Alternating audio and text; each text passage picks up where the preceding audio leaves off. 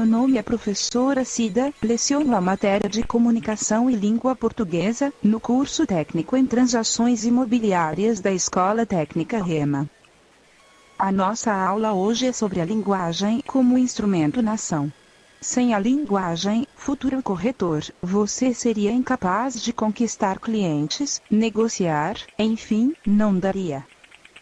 Para entender o processo de comunicação, é preciso entender, primeiramente, que a origem de toda a atividade comunicativa do ser humano está na linguagem. A capacidade humana de se comunicar por meio de uma língua, que representa um sistema de signos convencionais, usados pelos membros de uma mesma comunidade. A linguagem é um processo de comunicação de uma mensagem entre dois falantes pelo menos. O destinador ou emissor, que emite a mensagem, e aquele a quem a mensagem é destinada. As variantes linguísticas são as variações que ocorrem na língua, motivadas por vários fatores: social, profissional ou situacional. Vamos a um breve intervalo e voltaremos a conversar sobre o assunto. Essa ação envolve 6 elementos: emissor ou remetente, a mensagem, o código utilizado, o canal meio utilizado para veicular a mensagem, o referente objeto ou situação de que a mensagem trata, por fim, o receptor ou destinatário. As 6 funções da linguagem são: a função referencial. Esta função privilegia justamente o objeto ou situação de que a mensagem trata, ou seja, o referente busca transmitir informações objetivas sobre ele. Imprime no texto as marcas de sua atitude pessoal, emoções, opiniões, análises, avaliações. C. Função conativa. Esta função privilegia o receptor, utilizando elementos consistentes para persuadi-lo, seduzi-lo, convencer o receptor. D. Função fática. Se orienta sobre o canal de comunicação ou contato, buscando verificar e fortalecer a eficiência da comunicação, garantindo que o contato foi estabelecida. Do código, explicando-os, analisando-os, definindo-os. Verificamos o uso desta função nos dicionários. F. Função poética. A função poética está voltada para a mensagem, utilizando recursos de forma e conteúdo que chamam a atenção para a própria mensagem, causando emoção, surpresa.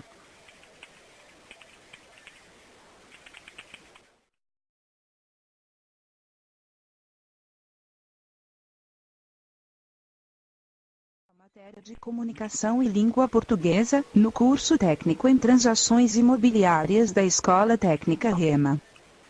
A nossa aula hoje é sobre a linguagem como instrumento na ação. Sem a linguagem, futuro corretor, você seria incapaz de conquistar clientes, negociar, enfim, não daria. Para entender o processo de comunicação, é preciso entender, primeiramente, que a origem de toda a atividade comunicativa do ser humano está na linguagem. A capacidade humana de se comunicar por meio de uma língua, que representa um sistema de signos convencionais, usados pelos membros de uma mesma comunidade. A linguagem é um processo de comunicação de uma mensagem entre dois falantes pelo menos. O destinador ou emissor, que emite a mensagem, e aquele a quem a mensagem é destinada. As variantes linguísticas são as variações que ocorrem na língua, motivadas por vários fatores: social, profissional ou situacional. Vamos a um breve intervalo e voltaremos a conversar sobre o assunto.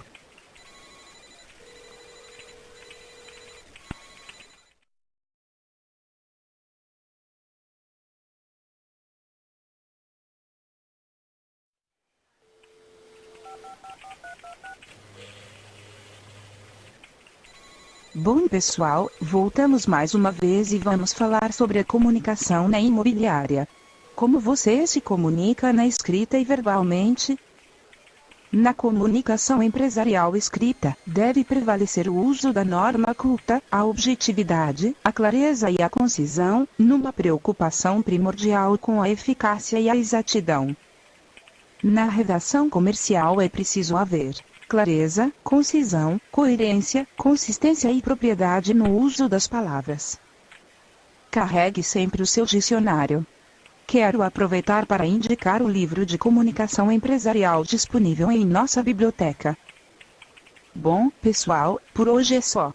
Não se esqueçam de ler a apostila e acessar o ambiente virtual. Há exercícios em rota de aprendizagem. Até a próxima!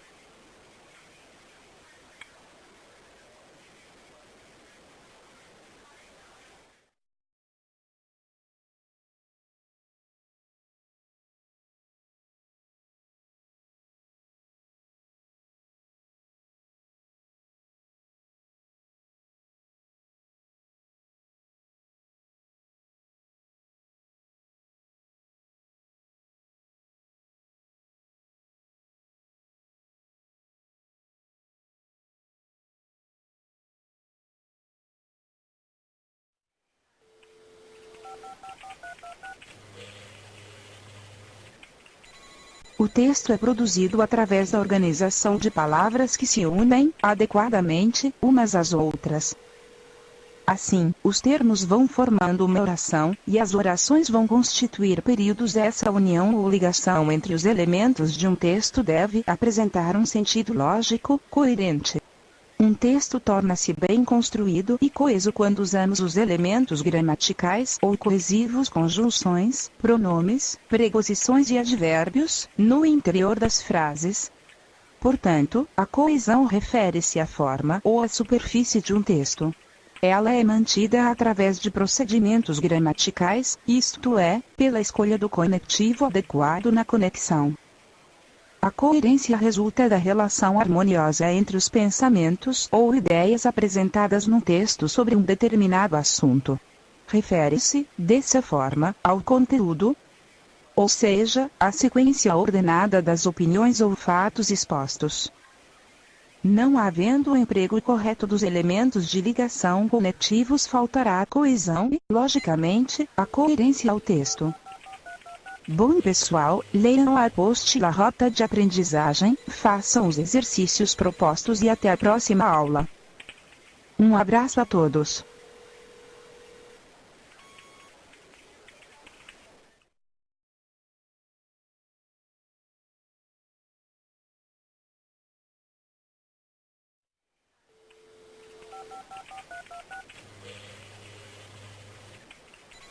Olá, hoje é a nossa quarta aula de comunicação. Falaremos sobre hierarquia das ideias e tipos de textos.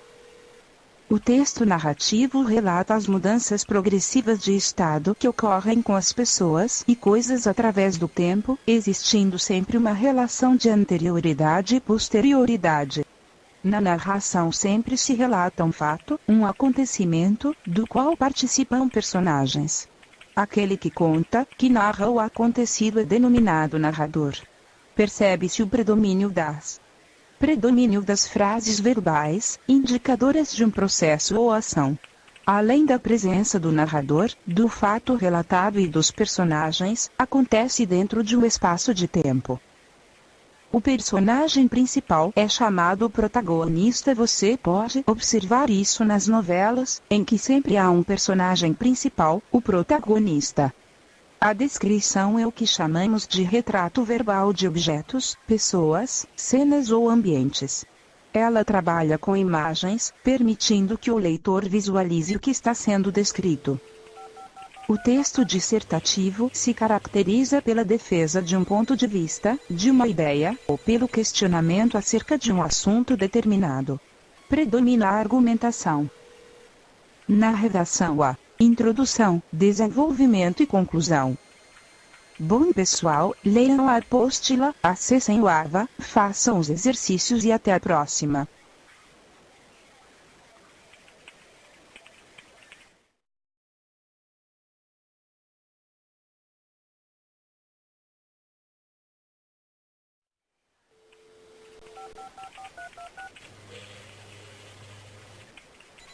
Olá, chegamos à nossa sexta aula de comunicação e hoje falaremos sobre a organização do texto técnico.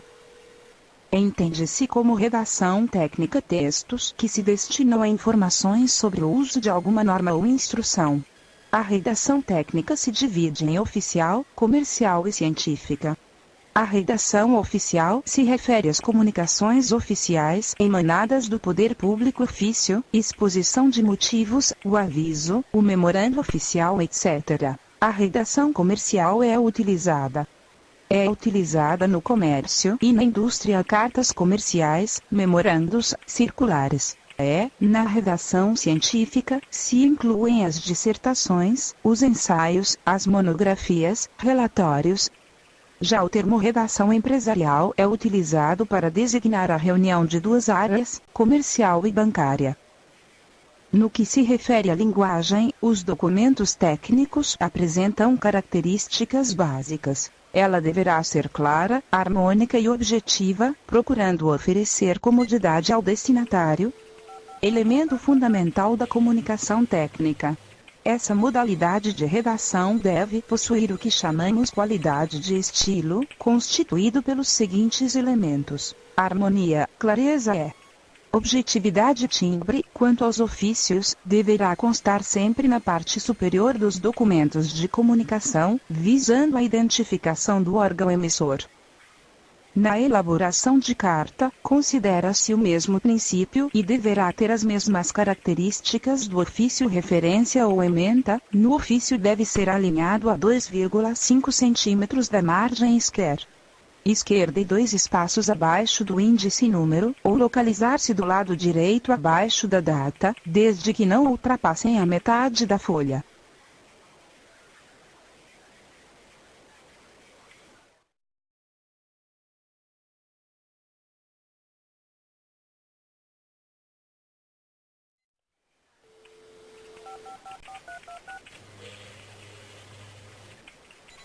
Olá, esta é a 6ª aula de comunicação e o assunto hoje é frase, oração e período.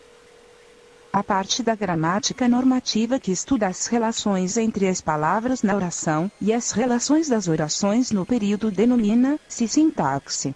Vamos lá. Denomina-se frase um enunciado que possui sentido completo, podendo, ou não, se organizar em torno de um verbo. Silêncio. Os alunos chegaram agitados. No primeiro caso, não existe um verbo, mas o propósito comunicativo é atingido, então ele é uma frase. Aliás, até estruturas mais simples, como um simples ai, são conceituadas. A oração se caracteriza pela presença de um verbo, ou locução verbal, sendo que cada enunciado que possua verbo constitui uma oração. A oração se caracteriza pela presença de um verbo, ou locução verbal, sendo que cada enunciado que possua verbo constitui uma oração. O período pode ser simples, ou seja, constituído por apenas uma oração, a qual recebe o nome de oração absoluta a menina dormia na sala, ou composto, mais de uma oração. Os termos essenciais da oração são sujeito e predicado. O sujeito é o elemento da oração, a respeito do qual se informa algo. A informação ao óbvio sujeito é o predicado. Ocorre oração sem sujeito com os verbos impessoais, que podem ser verbos que exprimem fenômeno da natureza, como chover, trovejar, amanhecer, anoitecer, ventar, relampejar, etc. Bom pessoal, aconselho consultar a apostila, as indicações de livros na rota de aprendizagem e até a próxima.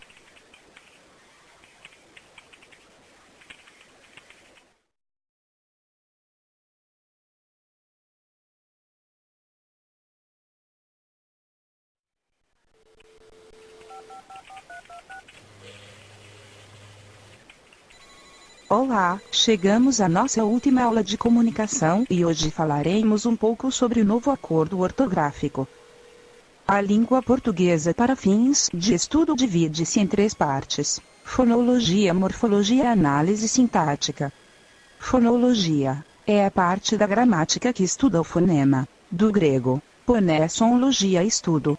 Fonema e letra são conceitos distintos. Fonema é de natureza sonora, letra é representação gráfica do fonema. Não devemos confundir letra com fonema, já que o fonema é uma unidade sonora, enquanto a letra é sua representação gráfica, escrito entre duas barras. 1. Vogais. São fonemas resultantes da livre passagem da corrente de ar pela boca. A, I, O, U. 3. Consoantes. São fonemas que resultam de algum obstáculo encontrado pela corrente de ar ao passar pela boca. B, C, D, F, G, H, J, K, L, M, N, P, Q, R, S, T, V, X, Z. Sílaba é um grupo de fonemas pronunciados numa só expiração. País, escola, televisão. Quanto ao número de sílabas, as palavras pode ser a monossílabas. Possuem uma única sílaba. Pai, sol, dó, mel, lã, cruz. Budissílabas. Possuem duas sílabas. País, caos, lixo, caixa, lápis, nota. Trissílaba. Possuem três sílabas. Escola, árvore, caderno, cinzeiro, fonema.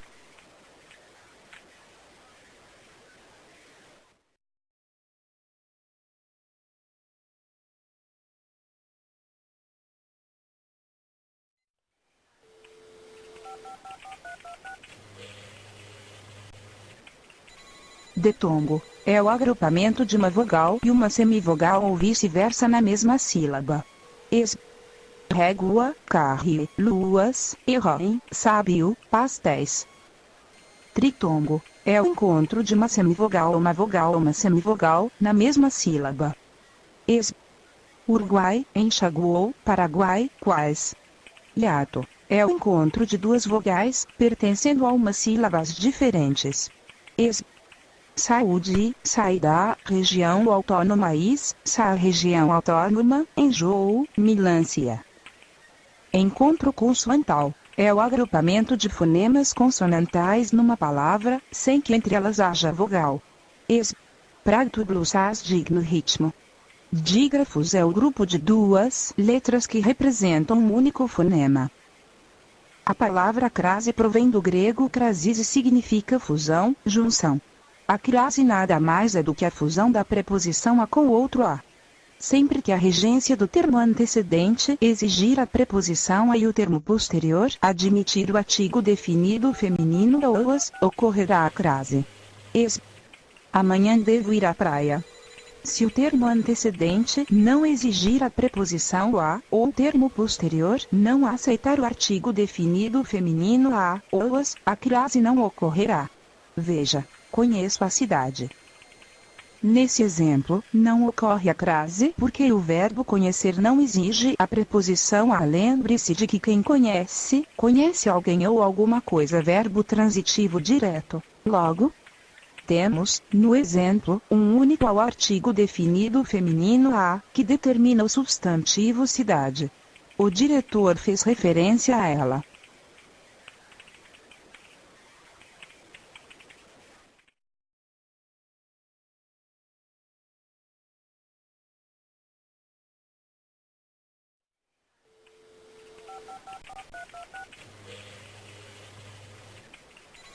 Crase diante de nomes de lugar. Os nomes de lugar podem aparecer ou não precedidos de artigo. Para saber se o nome de lugar vem precedido do artigo feminino a, construa uma frase. Construa uma frase com esse nome de lugar precedido do verbo vir. Se obtivermos a contração da preposição de artigo a, é óbvio que ocorreu o artigo. Se obtivermos simplesmente a preposição de, é claro que não ocorreu o artigo e, consequentemente, não poderá haver crase com aquele nome de lugar. Veja, vou à Bahia. Vou à Itália. Utilizamos o verbo vir. Venho da Bahia. Venho da Itália. Verifique que os nomes de lugar Bahia e Itália vêm precedidos do artigo a. Como o termo antecedente vou exige a preposição a, ocorre a crase. Vou a Roma. Vou a Brasília. Observação importante. Com expressão adverbial feminina, a moda de ocorre o acento indicativo da crase mesmo que a palavra moda fique submetida. Fez um gol a Pelé. Ocorrerá a crase com os pronomes demonstrativo, aquele s, aquela s e aquilo sempre que o termo antecedente, por sua regência, exigir a preposição. Chegamos àquela cidade. Assisti àquele filme que você me recomendou. Prefiro isto aquilo. Pessoal, leiam a apostila, acessem o AVA e até a próxima.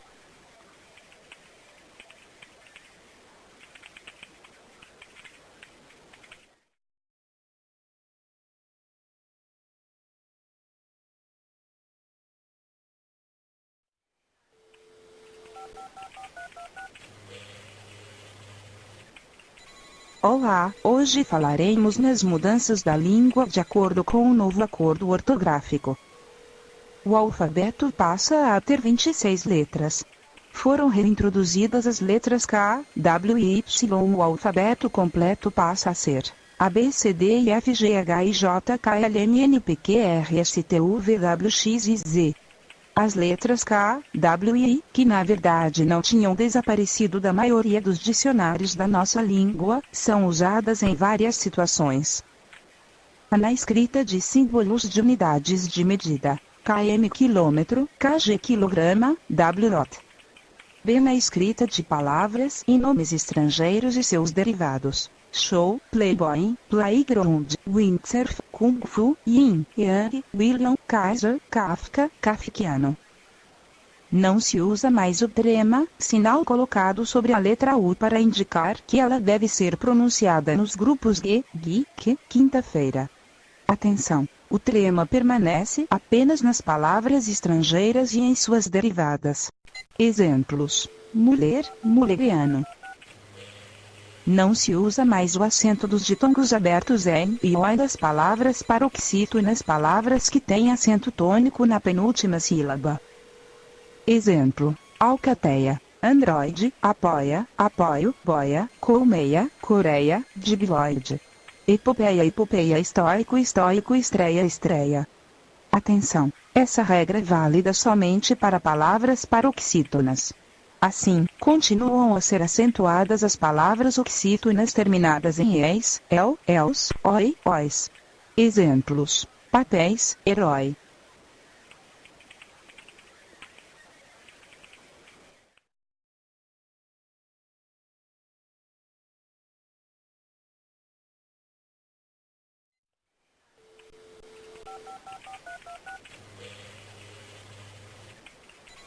Nas palavras paroxítonas, não se usa mais o acento no i e no u tônicos quando vierem depois de um ditongo, bocaiúva, feiura, bocaiúva e outros. Atenção! Se a palavra for oxítona e o i ou o u estiverem em posição final ou seguidos de s, o acento permanece. Exemplos: tuiuiu, tuiuius, Piauí. 3.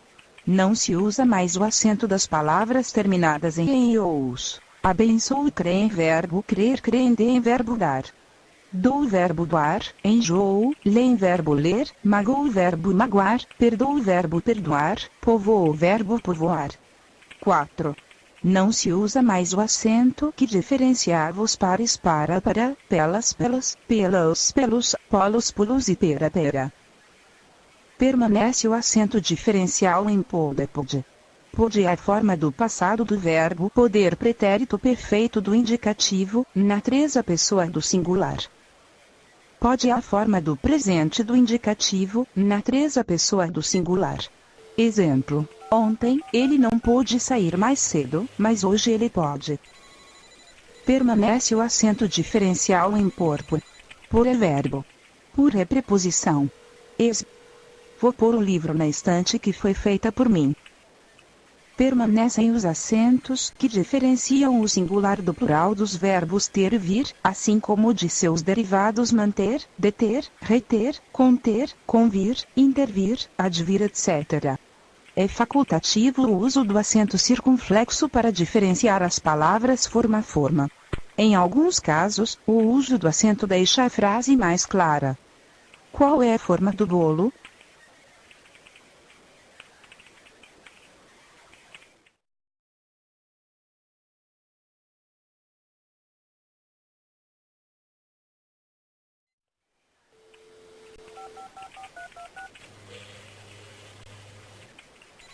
5. Não se usa mais o acento agudo no U tônico das formas tu arguis, ele argui, eles arguem, do presente do indicativo dos verbos arguir e redarguir. 6. Há uma variação na pronúncia dos verbos terminados em guar, quariquir, como aguar, averiguar, apaziguar, desaguar, enxaguar, obliquar, delinquir, etc.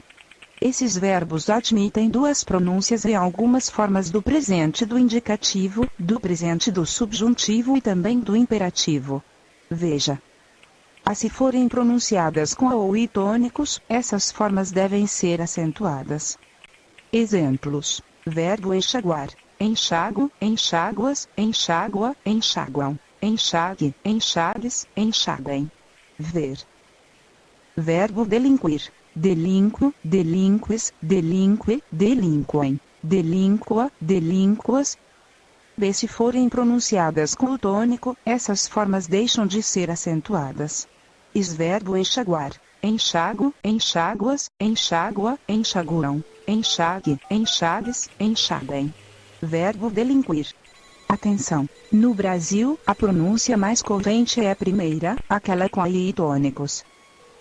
As observações a seguir referem-se ao uso do hífen em palavras formadas por prefixos ou por elementos que podem funcionar como prefixos, como aero, agro, além, ante, a quem. 1. Com prefixos, usa-se sempre o hífen diante de palavra iniciada por H. Exemplos: anti-higiênico, anti-histórico, coerdeiro, macro-história, mini-hotel proto-história, sobre, H. Humano, super-homem, ultra-humano. Exceção: subhumano. Nesse caso, a palavra humano perde o H.